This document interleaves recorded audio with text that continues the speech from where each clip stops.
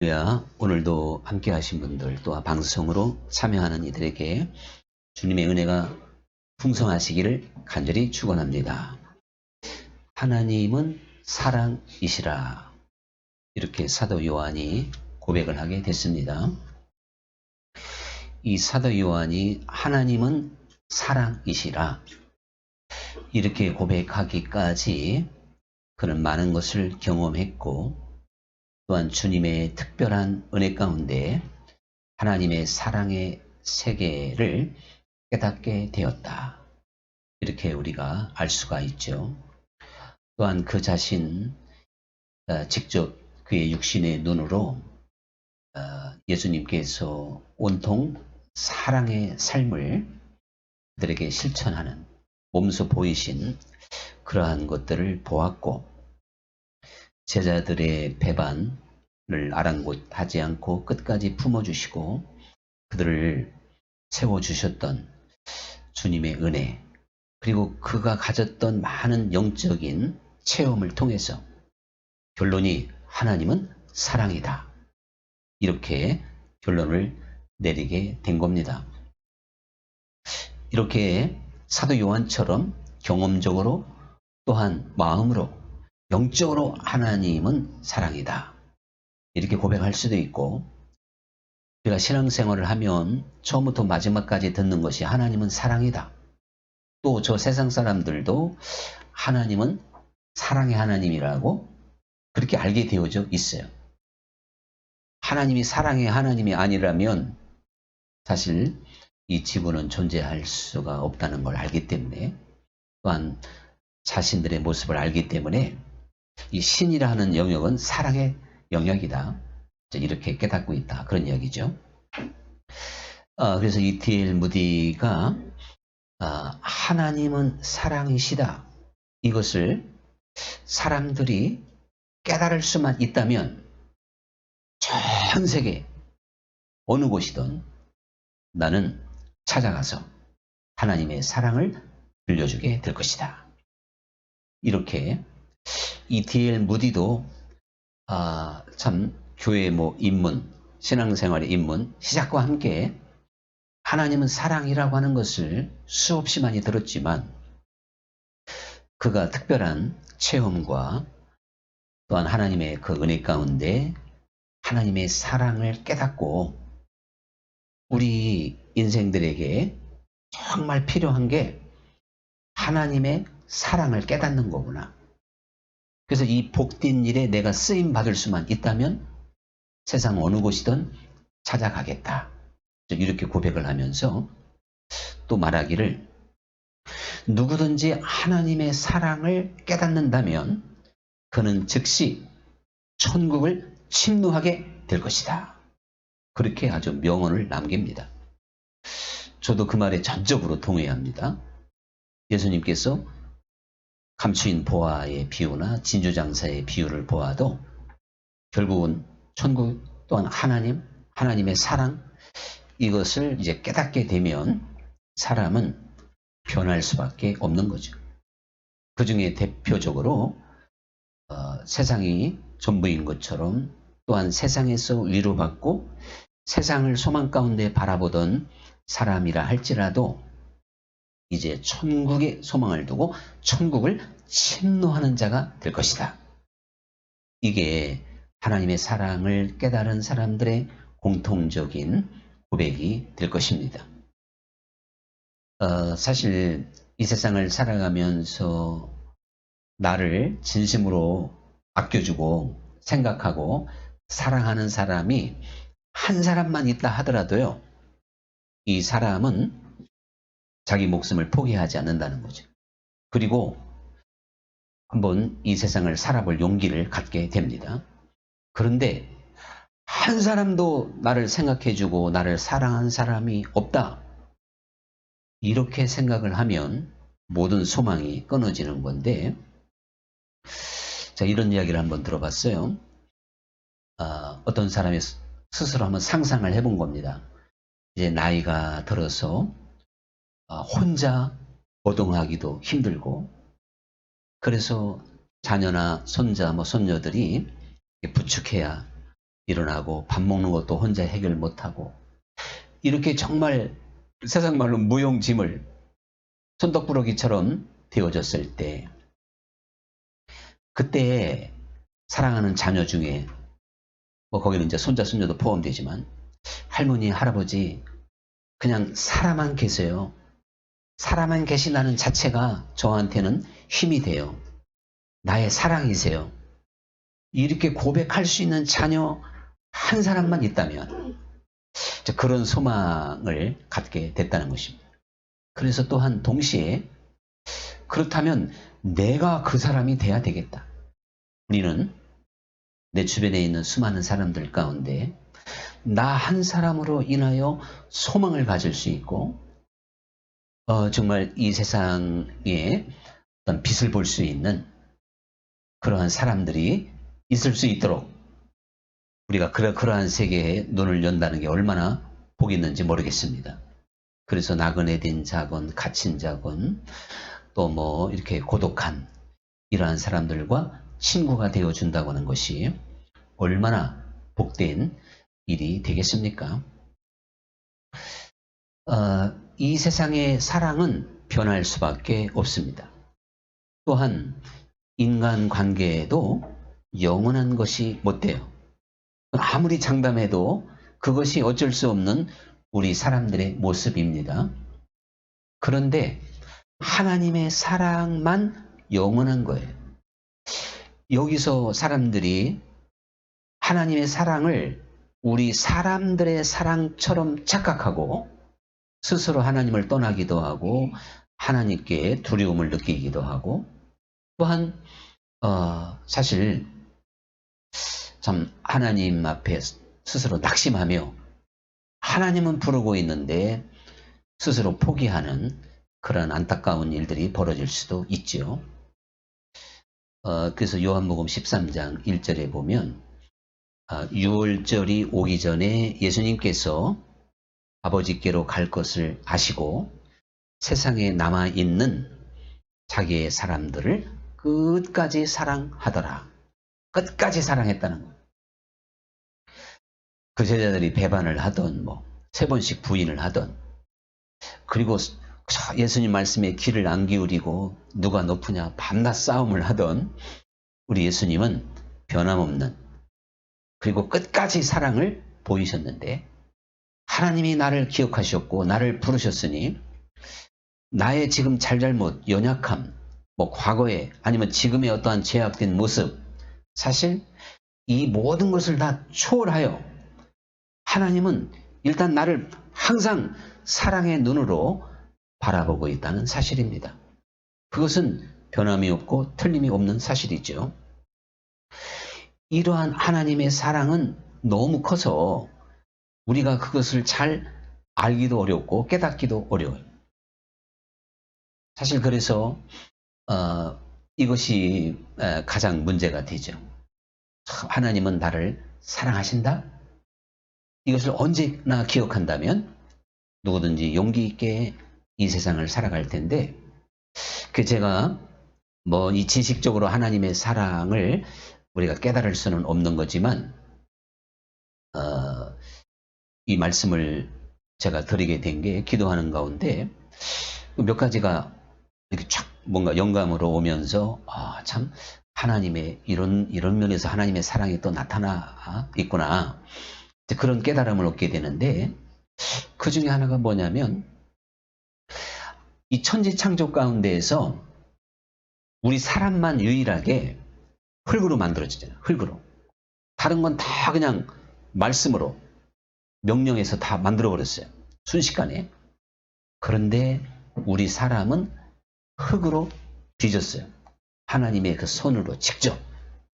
글쎄 뭐 하나님이 손으로 빚으나 말씀으로 하나 결과는 마찬가지겠지만 굳이 흙으로 직접 손으로 빚었다고 하는 이야기는 그만큼 우리 인생들에 대한 사랑, 어떤 자녀로 만드는 정성 이러한 것들이 거기에 감추어져 있다. 그리고 생기를 불어넣었잖아요. 이건 짐승들에게는 없는 겁니다. 오직 우리 사람들에게만 생기를 불어넣어 주셨죠. 이것은 생명이라고도 하고 하나님의 생명, 하나님의 형상. 그래서 우리가 하나님의 그 마음을 우리 인간들에게 또한 이제 가질 수 있도록, 타락하기 이전에는 오직 하나님의 마음만 가지고 있었던 건데 타락함으로 이제 두 마음을 갖게 된 거 아니겠어요? 사단의 마음까지. 이렇게 우리 사람들에게 직접 하나님의 그 입으로 우리 입에 생기를 불어 넣으셔서 최고의 사랑의 존재라고 하는 것을 창조의 섭리 가운데 분명히 보여주셨구나. 그걸 깨닫게 됩니다. 그러면서 동시에 이 아브라함과 이삭의 이야기, 많은 이야기가 있겠지만 오늘 이 어떠한 하나님의 그 사랑이라는 차원에서 한번 또 생각해 볼 대목이 있어요. 하나님께서 그러니까 아브라함이 이삭을 바쳤는데요. 거기서는 이 아브라함을 통해서 하나님의 마음을 지금 나타내고 있는 겁니다. 이삭은 바로 그리스도의 어떠한 순종, 또 그리스도의 마음, 그것이 거기에 이렇게 감추어져 있는 거예요. 그래서 그 외아들, 100세에 얻은 아들, 이제 한 16쯤 됐으니까, 그럼 116세에 아들이건 딸이건 자녀라고 하는 건 자기 생명보다 10배, 100배 귀할 거예요. 그런데 그 생명을 바치는, 또한 바치게 하는 사랑. 하나님께서 그 아들을 이 땅에 보내신 건 이삭을 바쳐라 하는 마음과 같은 거고, 또 이삭을 드리겠다는 마음과 똑같은 거 아니겠습니까? 또한 이삭이 얼마든지 저항할 수 있는 완력이 있었지만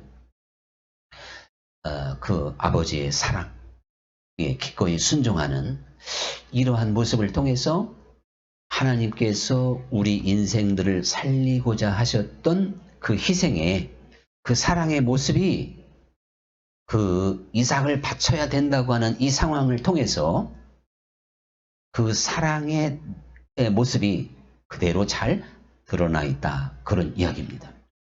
그러면서 오늘날 내가 너희를 낳았도다. 낳았다 그래. 그래서 참 자식에 대한 사랑은 아버지들은 어머니를 도저히 못 따라가는 이유가 뭐예요? 그만큼 10달 동안 내가 정말 내 뱃속에 가지고 있었기 때문에, 그래서 직접 내 몸으로 낳았기 때문에 모성이 부성보다 더 강하다고 말할 수 있어요. 사람마다는 항상 100%는 아니지만 대부분이 그렇습니다. 근데요, 짐승의 세계에서는 예의 없더라고. 짐승의 세계에서는 그 어미를 도저히 자기 그러니까 짐승의 아버지라고 해야 되나? 하여튼 이 수컷은 그 새끼를 죽이기도 해. 경쟁 상대로 만들어 가지고. 참 그걸 보면 참 우리가 모성의 깊이를 알 수도 있을 텐데, 바로 그 모성과 같이 하나님께서 우리 인생들을 내가 너를 낳았다. 이거 얼마나 사실은 감동적인 표현인지 모릅니다. 그 표현 속에서 하나님의 사랑이 우리에게 그대로 느껴져야 된다. 그런 이야기죠. 그러면서 예수님께서 이제 이렇게 말씀을 하셔요. 아버지요. 아버지가 저를 이 땅에 보내셔서 나를 사랑하신과 같이 그들도 아버지가 나를 보내시고 나를 사랑하신과 같이 그들을 사랑하심을 이 세상이 알게 하여 주옵소서. 이렇게 지금 요한복음 17장 23절에서 말씀하고 있는 거예요. 이거 아주 대단히 중요한 주님의 기도입니다. 예수님은 누구보다도 하나님의 사랑을 잘 아시죠? 얼마나 그 아버지와의 사랑의 관계입니까? 우리가 부모, 자녀의 어떤 사랑의 관계를 통해서 확인할 수 있듯이 예수님은 하나님 사랑을 하나님보다 조금도 뒤처지지 않게 그대로 100%, 100대 100으로 알고 있는 거예요. 그러니 그 사랑의 깊이와 넓이와 참 높이가 얼마나 큰 것인가를 잘 알고 있는데, 이 세상은 캄캄하고 하나님의 사랑을 잘 모른단 말이죠. 그래서 기도하시기를 저들도 알게 해달라고 주님이 그렇게 기도하고 있다 이겁니다. 그런데 아버지가 나를 사랑하신 것과 같이 똑같이 저들도 아버지가 사랑하고 있다는 걸 알게 해달라는 거예요. 할렐루야. 이거 얼마나 감격입니까? 우리는요 이렇게 생각할 수 있을 거예요. 아마 하나님이 하나님의 아들 예수님을 더 사랑할 거야. 우리 인생보다. 그렇게 생각할 수 있지만 그게 아닌 거예요. 예수님은 지금 똑같이 말씀하고 있다 이겁니다. 근데요. 제가 지금까지 이렇게 아무리 하나님의 사랑에 대해서 이야기를 해도요. 그거 평생 듣는 말이고 당연한 이야기지 사실 실감하기는 좀 어려워요. 이야기가 뭐냐? 하나님의 사랑은 아무리 청산 유수와 같이 설교를 하던 가르치건 내가 성경을 100번을 읽고 지식적으로 이해했다 그래서 하나님의 사랑이 깨달아지는 거 아니고 알아지는 게 아니라 이겁니다. 오직 하나님의 사랑은 성령님만이 우리에게 깨닫게 해주시고 알게 해주실 줄 믿습니다. 그래서 로마서에 있는 말씀과 같이 성령 안에서 하나님의 사랑이 우리에게 부어져야 돼요. 그래서 사랑은 사람이 만들 수가 없어요. 하나님의 선물이에요. 은혜로 사랑을 우리가 선물로 받는 것입니다. 그래서 우리가 성령의 사람이 되면 자연히 사랑의 사람이 되는 거죠. 그래서 우리가 아무리 신령하고 참 천사의 방언을 하고 산을 옮길 만한 믿음이 있다 할지라도 이 사랑의 세계를 온전히 우리가 더 소유하고 그 사랑을 이루지 못한다면 그 모든 것이 다 아무것도 아니라는 이야기는 성령의 열매가 아니라는 뜻이 되는 겁니다.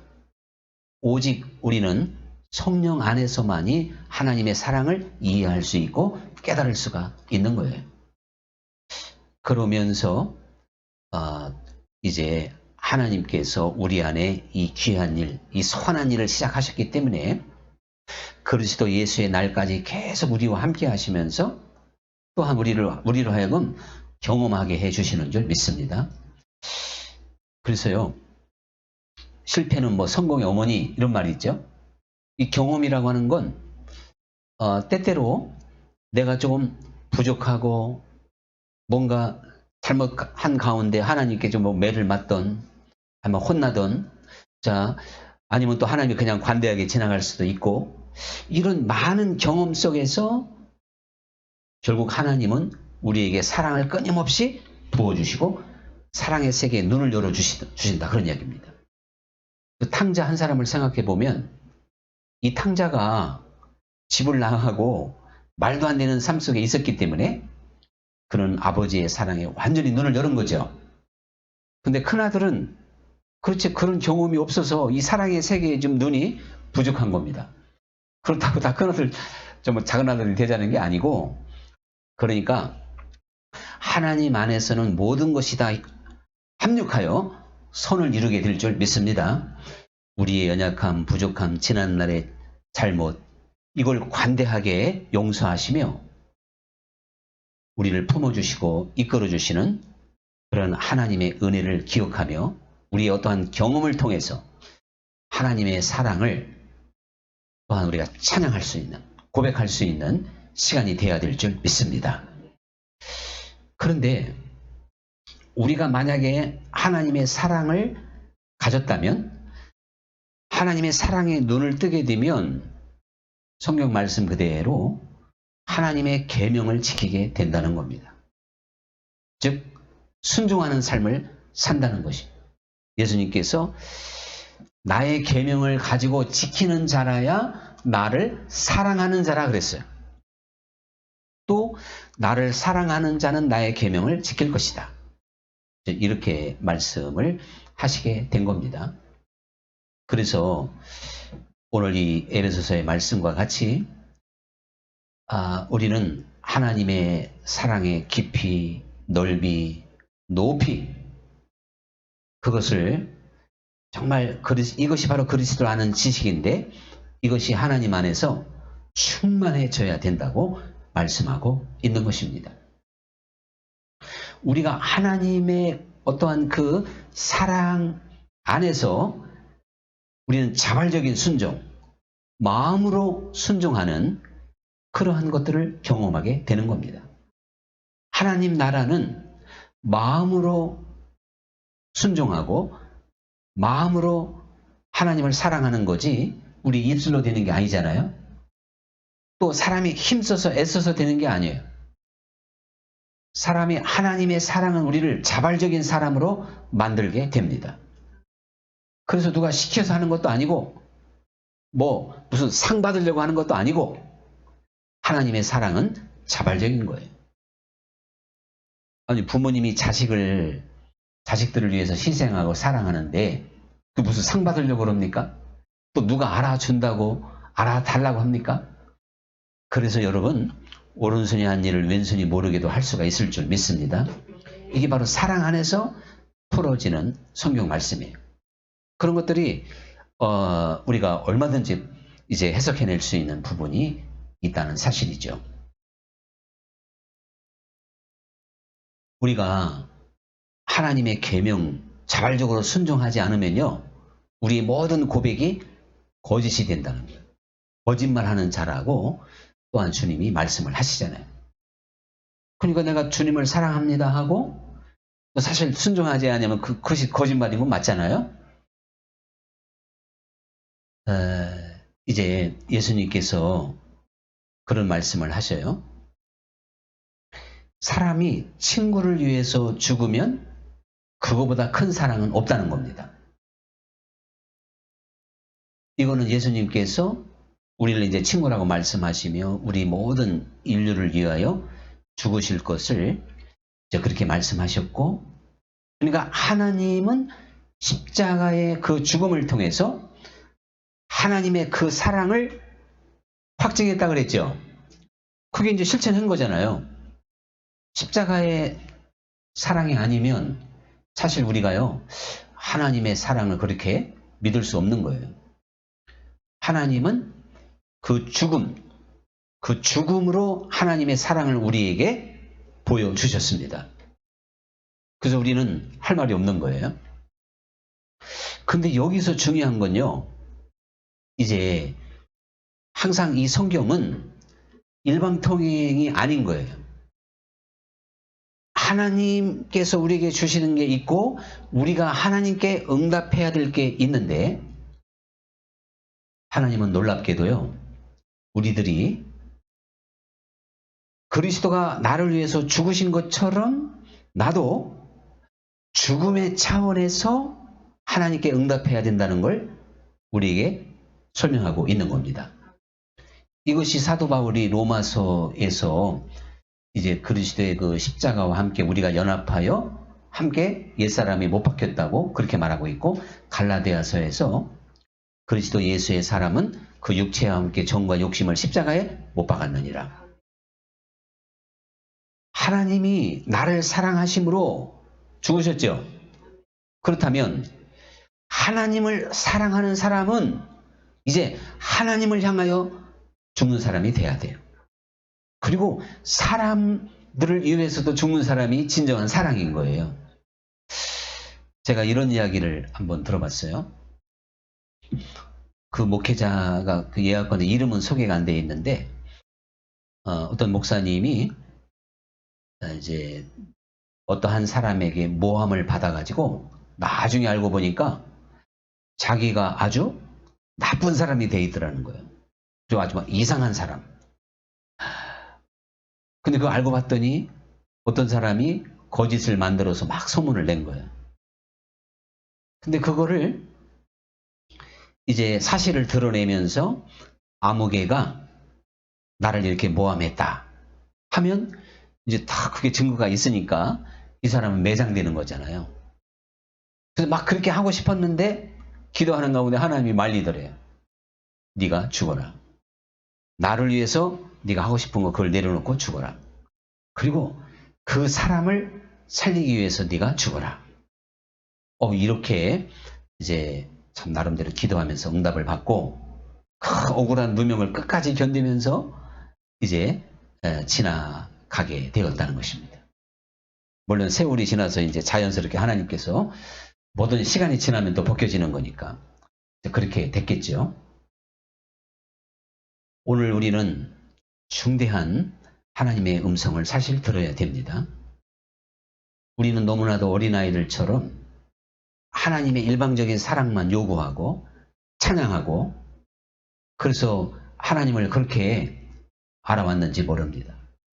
근데 그 하나님은 하나님이 사랑인 것처럼 우리도 하나님을 사랑하고 이웃을 사랑하라 그랬죠? 그럼 하나님을 사랑하고 이웃을 사랑하는 길이 뭐냐면 내가 죽음으로 보답하는 거예요. 죽음으로 응답하는 거예요. 오직 그것 외에는 없어요. 왜? 주님이 나를 위해서 죽으셨기 때문에 네가 나를 사랑한다면 나를 위해서 죽으라는 거예요. 이거는 이미 성경의 교리를 통해 진리를 통해서도 우리에게 보여줬다고 하는 걸 제가 소개를 했죠. 이제 우리는 하나님이 나를 사랑하셔서 그 아브라함과 이삭의 이야기를 들려주었던 것처럼 값진 희생과 값진 그러한 죽음 이것을 기꺼이 허락하셨던 것처럼 우리가 하나님의 그 사랑을 받았다면 내가 이제 나를 부인하는 자아를 부인하고 내 십자가를 지고 주님을 잘 따라갈 수 있는 순종하는 삶으로 온전히 나아가야 될 줄 믿습니다. 오늘의 찬양 드리겠습니다.